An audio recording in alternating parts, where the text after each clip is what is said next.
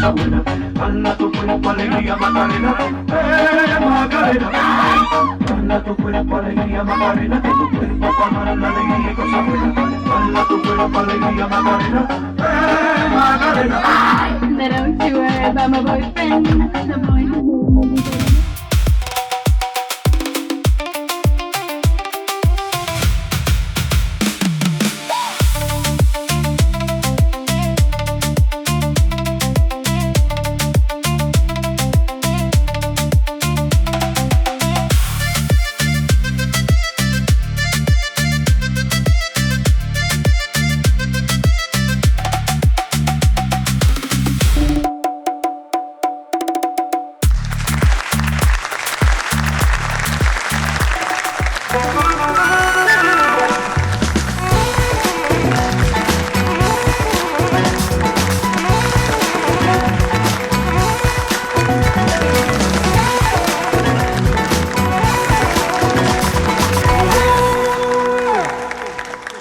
ጤና ይስጥልን እንደምን ሰንብታችኋል የውድን ቤቤስ ተከታታዮች እኛም በሰላም ሰንብተን በጤና ቆይተን ለዛሬዋ ቀን ተገናኝተናል እናንተ እንኳን ደህና ቆያችሁን እንግዲህ ከሳምንት አልፎ ደግሞ በጤና በሰላም መገናኘት ቀላል ነገር አይደለምና ሮቢና ትንሱ ባልደረቦች እዚሁ አጠገብ ያላችሁ እናንተ ናችሁ እንዴት ከረማችሁ እንዴት ነበር ሳምንታችሁ ጥሩ ነበር አገባባችንም የሰሞኑ እንደውም አገባባችን አይደል ከፍሌን ታዲያስ ክላስ ፕላስ yes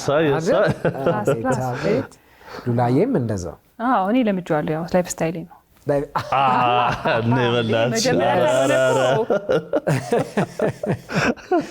እና ለእናንተ ደስ አለኝ አይደለ ያላየነውን ነገር እውነት የመጀመሪያ አይደለም በተደጋጋሚ ከልጅነት እስከ ዕውቀት ፊልም ላይ የማየው የነበረው አገባብ ነበር እናንተ ምናልባት በተደጋጋሚ ያላያችሁትም እኔ ግን ላይፍ ስታይሌ ነው ፊልም ላይ ሁሌ ስከፍት እሱን ነው የማየው ፊልም ላይ ነው እንዴ ትንሱ የረታው እየሰማኸኝ እንጂ እንዴ ትንሱ እንዴት አገኘው ግን በጣም ደስ ይላል ግሬስፉል ያለው ኢንቫይሮንመንቱ ስትገቢ እኮ አብረሽ ግሬስፉል በቃ ሁኒ የሚል ነገር ይመጣል ከዛ አብረሽ አይደል አረ በጣም አቤት ያው አልወርድም ብዬ ነበር ያው ቀረጻ አልቋል ተብዬ ነው የወረድኩት አሁን በዛ ኢነርጂ ደግሞ ሙሉ ፕሮግራማችንን እናካሄደዋለና በደም ሳምንቱስ ግን እንዴት ነበር ሲሪየስ እንደዚህ መጠየቅ ነበር የናፈቀኝ በጣም አሪፍ ነበር እኔ ያው ከዛ በኋላ ያሉት ጥሩ የሥራ ሳምንታት ነበርና እኔ ጥሩ ነበር ሳምንቱ ተመስገን ቆንጆ ሳምንት ውጤታማ የሆነ ቆንጆ ሳምንትን ያሳለፍነው ምርጥ ነበር ትንሱ ያንተስ እንዴት ነበር ጥሩ ሳምንት ነበር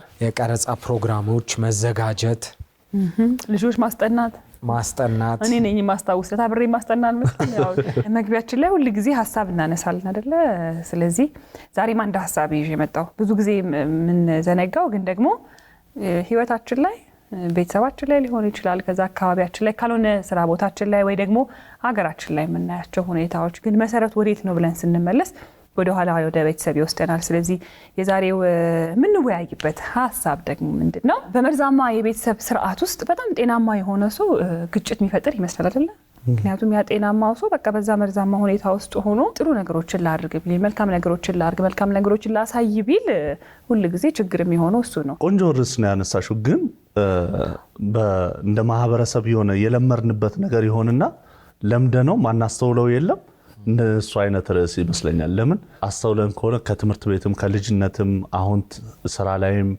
በተለያየ ኢንቫይሮንመንት ውስጥ ካየን አንድ ጎበዝ ሰው አንድ ታታሪ ሰው አንድ አስታራቂ ሰው አንድ ሰዓቱን በአግባቡ የሚጠቀም ሰው ካየን ምን ይሄ አካባጅ ነው ይሄ እንደዚህ ነው የሚል ታይትል ሰጥተን አዚፍ እሱ ትክክል እንዳልሆነ አድርገን ምናስወጣው ነገር አለ ግን ትክክለኛው ሰው እኮ እሱ ነው አይደለ እውነተኛው ሰው እሱ ነው ተገቢውን ነገር የሚያደርገው እሱ ነው ግን ታይትል እንሰጠውና እናባረዋለን ይሄ ገገማ ይሄ አሽቃባጭ ይሄ የሆነ ነገሮች አሉት ያው ብዙ ጊዜ መሰረታችን ቤተሰብ አይደለ ልጅነታችን ወደ ኋላ ስንመለስና በቃ ቤተሰቦቻችን ውስጥ ምናየው የራሱ የፋሚሊ ቫልዩስ ወይ የቤተሰብ ዋጋ ምንላቸው ነገሮች አሉ ያደግንባቸው እነዛ ነገሮች ከአንዱ ቤት ወደ ሌላው ቤት ስንሄድ የተለያዩ ናቸው ግን ደግሞ የሚያኖሩን ደግሞ ምንጠቀማቸው እንደ ማህበረሰብ ደግሞ ስንወጣ ደግሞ ምንጠቀማቸው ስርዓቶች የራሳችን እስቴቶች እንዳሉን ሆነው ግን ደግሞ እናትና አባቴ ሊያጠፉ ሊሳሳቱ ይችላሉ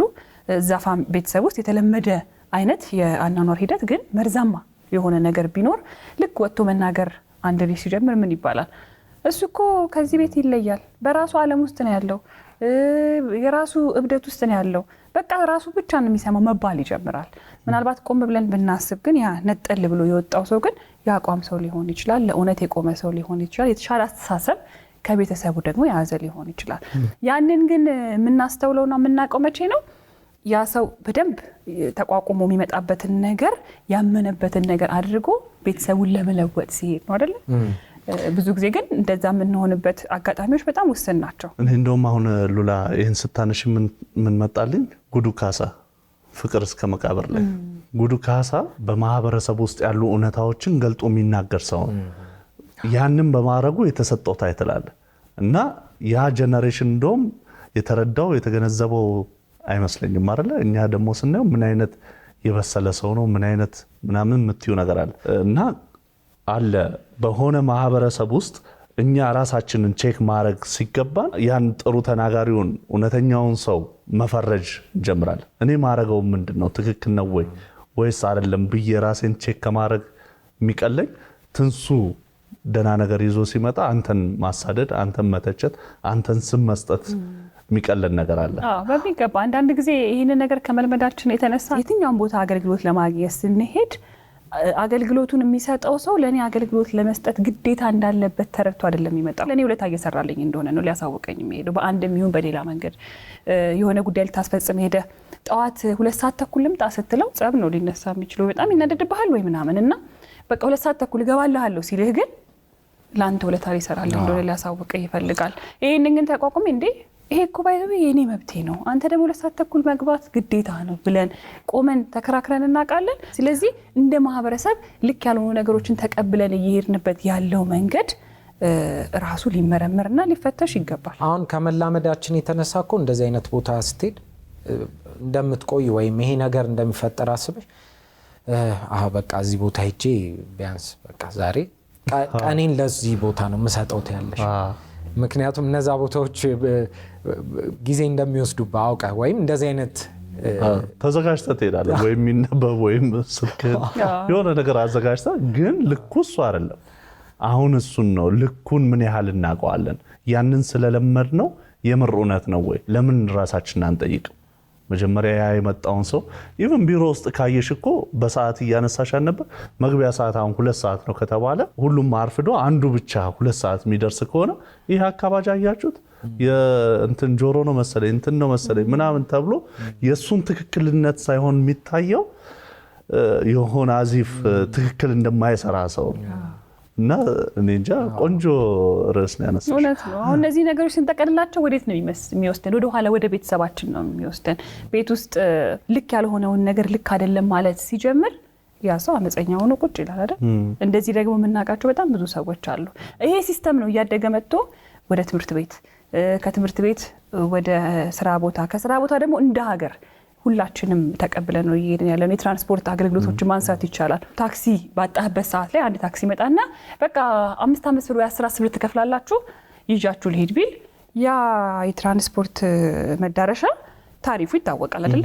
ለምን 10 ብር እንከፍላለን? ግዴታ ነው መውሰድ። ስለዚህ በ5 ብር ወይ ባለው ዋጋ ትወስደኛለህ ብሎ የሚናገር ሰው አጋጥሟችሁ ያውቃል? ከስንት አንድ ነው። ግን ያንን በሚያደርግበት ጊዜ ታክሲ ሹፌሩ ወይ ደግሞ የታክሲ ረዳቱ አይደለም ያንን ሰው የሚቃወመው፣ እዛው ጋር የቆመው ሰው ነው። ስለዚህ ሁላችንም ለመብታችን መቆምን በአንድ በኩል አቁመናል። ራሳችንን መጠየቅ ያለብን ትልቅ ጉዳይ ነው ያነሳነው። በተቃራኒው በዛ ሰው ቦታ ቆሞ እውነቱን ተናጋሪው መሆን ለመብቱ የሚቆመውን ሰው ስናስብ በጣም ነው የሚፈተነው። ለምን እውነት ይዟል፣ የሚያየው ነገር ልክ እንዳልሆነ ገብቶታል። ሰዎቹም ገብቷቸዋል፣ ግን ትግል ውስጥ ነው የሚገባው። ለምን እነሱ ለምደው ራሳቸውን ጸጥ አድርገው ያንን ነገር እያስኬዱ ነው ያሉት።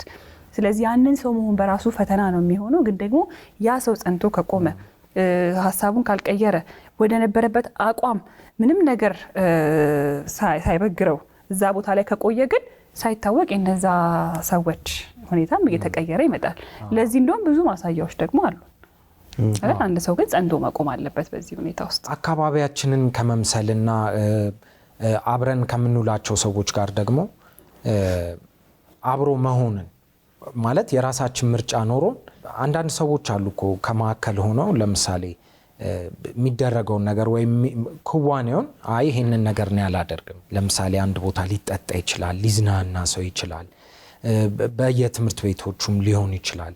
በተለያዩ ሁኔታዎች ውስጥ ሰው ያንን የሚደረገውን ነገር አላደርግም ለሚል ሰው እንደ ማግለል ማለት ይሄ ሰው ለምን አብሮ ነው ይሄንን ነገር አያደርግም በሚል ሐሳብ ያን ሰው ማግለልም አይነት ሰው ልክ ነው እኮ ያ ሰው ግን ያንን ሐሳብ ሳንቀበለው እንቀርና ያም ሰው ደግሞ ያን ነገር ለመከተል ብሎ አብሮ ካለው ግሩፕ ጋር አብሮ ተቀላቅሎ ይሄን ነገር እያደረገ ህይወቱን ሊቀጥል ይችላልና ከዛም ቦታ አልፎ ህይወቱን በሙሉ በዛ ውስጥ ሊኖር ይችላል። ለምሳሌ ያው የዩኒቨርሲቲ ተማሪ ወይም ተማሪዎች ሆነው ብዙም የሚደረጉ ነገሮች ሊኖሩ ይችላሉ። ስለዚህ ያ አካባቢ ወይም ያ ሱስ ሊሆን ይችላል ወይም ድርጊቶችም ሊሆኑ ይችላሉ፣ አንዳንድ ነገሮች ሊሆኑ ይችላሉ። እነሱን የሚደረጉትን ነገሮች በሰዓቱ በእድሜ ያን ነገር አድርግ የሚል ነገር ይኖራል። አላደረግከውም ወይም አድርገነዋል ሳይሆን ያ ነገር ገፍቶን እዛ ውስጥ ሊከተን ይችላል። ግን በዛ ሰዓት አይ ይሄን ነገር አላደርግም ብሎ መቆየት ወይም መጠየቅ ያ ትክክል ነው። ግን እና ያ ነገር ደግሞ ሊገፋ አይገባም። ይሄ ሰው ያለው ነገር ልክ አይደለም፣ ተሳስቷል ብለን ልንገፋው አይገባም። ምክንያቱም በእድሜም ያ ነገር ካለፈ በኋላ ተከትሎ ቀጥሎ በህይወት ውስጥ እንደዛ ሆኖ ያ ሰው ሊያሳልፍ ይችላል። ስለዚህ ያንን መብቱን ወይ ጠብቀንለት በዛ ቢያልፍ የተሻለ ነው ያስባል። ግን ደግሞ እውነትህን ነው ያቻ ግፊት ያው እድሜ ጉዳይ ያለው አይደለ? ያቺ እድሜያችን እኮ ራሷ እድሜዋ በራሷ የምታመጣብን ግፊት አለ። ጉርምስና ብዙ ወደ ሱስ ውስጥ የገቡ ወደ ተለያዩ ድርጊቶች ውስጥ የገቡ ሰዎችን ስንጠይቅ ዩኒቨርሲቲ ያለው ነው የጀመርኩት እኔ ከብዙ ሰው የምሰማት አባባል ናት። እያለው የጀመርኩት ብሎ ከዩኒቨርሲቲ ወጣ ታቆማለህ። ከዛ በኋላ ያቻ ግፊት መሆኑ ይቀርና የራስ ግፊት መሆኑ ይቀርና የሆነ አካል ነው የሚገፋ የሆነ ነገር ያ ዲፔንድ ያረክበት ወይ ደግሞ የተንተራስኮ ነው የሚባለው ያ ነገር ይሆናል አንተን እየገፋ የሚሄደው። አገባብህ ነው አይደል? መጀመሪያ አገባብህ ግን ከብስለት ያልመጣ በልጅነት ጓደኞች ሲያረጉ አይተከነሱ ላለመለየት ብለክ የገባህባቸው ነገሮች ሊሆኑ ይችላል። አንዳንድ ሰው ብልጥ ይሆንና ያ ነገር ሲያልቃ ይሄ ነገር የሚያዛልቀኝ አይደለም ብሎ ቶሎ ይወጣል። አንዳንድ ሰው ደግሞ እንደ ድል ይሆንና እዛ ነገር ላይ ኖሮ ከርሞ ህይወቱም ሲበላሽ ደግሞ እናያለን። ስለዚህ ያቻም ግፊት ሲመጣ በሰል ብለው ቆፍጠን ብለው አይ እዚህ ውስጥ ያልገባም ልክ አይደለም ብለው ቆመው ያንን ግፊት ተቋቁሞ የቆሙ ሰዎች ዛሬም እናደንቃቸዋለን። ለነሱ ግን በጊዜው ብትጠይቃቸው ብቻ መሆኑ በጣም ያስጠላል። ያንን ነገር እንደምንም ብሎ ተቋቁሞ ማለፍ ግን የሚደረስበትን ደረጃ ደግሞ ብዙ ማሳያዎች ኖረውን አይተናቸዋል። ስለዚህ መሻሻልን፣ ራሳችንን ማዳመጥን፣ ለራስ ዋጋ መስጠትን ከዛ ደግሞ ልክ የሆነው ነፍሳችን የነገረን ነገርን ተከትሎ ደግሞ ከሌላው ጩኸትና ድምጽ ለየት ብሎ ተነጥሎ በራስ መቆሙ ብዙ ይጠቅመናል። እሱ እንዳለ ሆነ ደግሞ ሁሌ ራሳችንን ደግሞ ቼክ ብናደርግ ተገፍተን እኛ ራሱ የገባንበት ህይወት ምን ያህል ለኛ ጠቅሞናል። መጀመሪያ ላይ ያው አፍላ ነገር ስለሚሆን እንደኛም አንገነዘበው። በቃ ያቺን ብስለቷ ምናምን ብትኖር ልክ ነው። ያው ጥያቄ የሚጀምረውም ከዛ እኮ ነው። ግን ሁሌም ቢሆን ራሳችንን ሆነን ማለፉ የተሻለ። ምን ያህሎቻችንን ሳናቀው ለሰዎች መርዛማ ሆነን ወይ ጤናማ ያልሆነን ሆነን ከዛ ደግሞ ያ ነገር እያደገ መጥቶ በብዛት እንድናገኘው እንዲሆን ይፈቀደንና ደግሞ ይሄ ነገር ልክ አይደለም ብለን ቆመን በአቋማችን ጸንተን መቀየር የቻለን የሚለው መልሱ አሁንም ራሳችን ጋር ነው የሚመጣው። አሁን ጠዋት ወደ ስራ ሰው ሲገባ ወይኔ በጣም ጎበዝ ነው እኮ ይባላል። ስራውን እየሰራ ነው ለምን አንልም? የሚገባውም ሰውዬ እኛም ብቻ ሳንሆን ደግሞ የምናጨበጭበው ብቻ ሳንሆን ያ በሰዓት ወደ ስራ ቦታ የሚመጣው ሰውም እንደ ዛሬ እኮ በሰዓት ይመጣቻለሁ ወይ ደግሞ ሁሌ በሰዓት ይመጣለሁ ብሎ ከማለት ይልቅ አይ ስራዬ ስለሆነ በሰዓት ይመጣለሁ ማለት ስትጀምር እውነታውን እዛች ጋር እናገኛለን። ይሄን በስራ አነሳ ነው እንጂ በትምህርት፣ በኑሮ፣ በትዳር፣ በቤተሰብ በተለያዩ ሁኔታዎች ውስጥ ሁሉ ጊዜ ኃላፊነታችንን በአግባቡ ስንወጣ ጤናማ ነው። ስለዚህ ያ ሊጨበጨብለት የሚገባ ሳይሆን የእውነት ልንኖረው የሚገባ ነገር ነውና ይህንን ሀሳብ እንግዲህ እንደ ሀሳብ አነሳን። እናንተም በየቤታችሁ ናችሁ ራሳችሁን እንድታዩበት እኛም ራሳችንን እንዳየንበት እንላለን። ስለዚህ የእሁድን በኢቢኤስ ፕሮግራማችን እንግዲህ እንደዚህ ሞቅ ብሎ ተጀምሯል። አሁን ልንሸልማችሁ ተዘጋጅተናል። እንደባለፈው አልቀደም። መልካም ዕለተ ሰንበት ይሁንላት። አልፈነዳም ብሎ ቢያንተ ፈንድቷል አይደል? እኔም የፈነዳ መሰለኝ። ይሄ ድምጽ ራሱ ደግሞ እዚሁ ላይ ነው የቀረ። እሺ የባለፈው ሳምንት ጥያቄያችን መላሽ ማን ይሆን? አሁን እናቴም አትሆንም እንደዛ እንደሰራችሁልኝ ጥሩ ነበር፣ ግን እንኳን አረጋችሁ ደስ አለኝ። ማስታወሻ አስቀምጫለሁ አሁን ድምጿን። ዋናው አንቺ እንደዚህ መልሽ። ቴንክ ዩ በጣም ሀጉም ደርሶኛል። ቴንክ ዩ። ስለዚህ ሳምንታችን መላሽ እንግዲህ ማን ይሆን ወይም ደግሞ ማን ትሆን? አሁን አላዳላም በቃ አለፈና ይሻልሻል።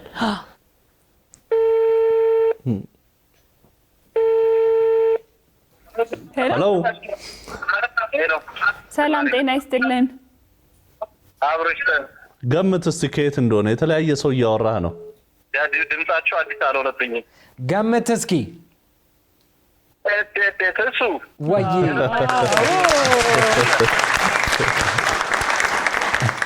ማን እንበል? ከየት ነው? ማን አለባና ነው? ከደንበጫ። ከደንበጫ ነው። ዛሬ ሽልማቱ ደንበጫ ሊገባ ነው የምትለን? ኧረ እባክህ እንዴት ነው ሉላ? እየቆየ ነው። ቀስ ቀስ አለን እግዚአብሔር ይመስገን። እንዴት ነህ? እንዴት ናችሁ? አለን። የባለፈው ሳምንት እንግዲህ ጥያቄያችን መላሽ ሆነክ ነበር የደወልንልህና ምን ነበር መልስ ውስጥ ያስታውሰን? ኦኬ ክብር ደስታ የካንሰር ማዕከል በትክክል ተመልሷል። ስምህን ግን ከነ አባት ስም አይደለም የነገርከን። ስለዚህ ሙሉ ስምህን። እሺ ማናላቸው? ማናላቸው? ማናለ አይቸው። ማናለ አይቸው። መልካም እድል ማናለ። መልካም እድል። አንድ ሁለት ሶስት እንደዚህ አሽከርክሬ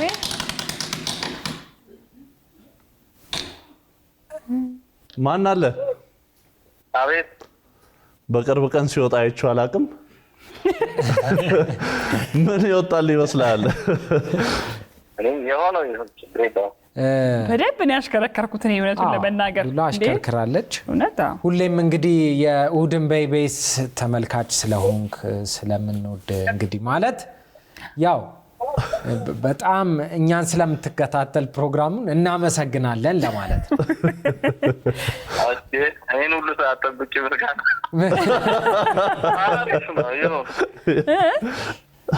ይሁን ደስ ይላል። እሱንም ተሳትፎ ግን ይቀጥልና ድጋሚ ከወጣ ግን ማን አለ? እኔ አይደለም ማሽከረክረው። ችግር የለም። እሺ በጣም እናመሰግናለን። እሺ እሺ በጣም እናመሰግናለን። ደንበጫዎችን ሰላም በልልን። እሺ መልካም ቀን። ሰላም አሉ።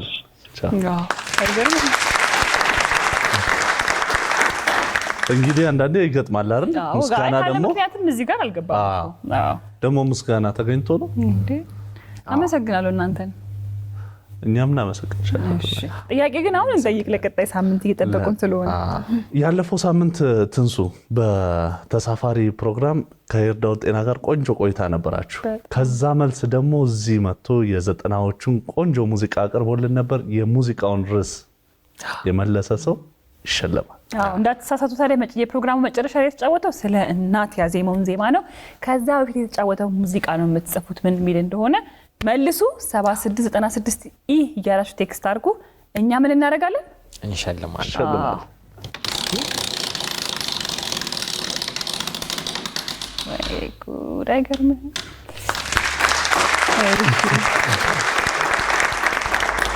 የእሑድን በኢቢኤስ ፕሮግራማችን እንደዚህ ሞቅ ብሎ ከስቱዲዮአችን ተጀምሯል። በያላችሁበት እሁዳችሁ ቆንጆ እንዲሆን እንመኛለን። መልካም ጊዜ ይሆንላችሁ።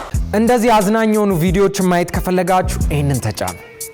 ቻናሉን ሰብስክራይብ ማድረግ የምትፈልጉ ይህንን ተጫኑ። የተለያዩ አሪፍ ዝግጅቶችን ወደ እናንተ ይመቻችሁ።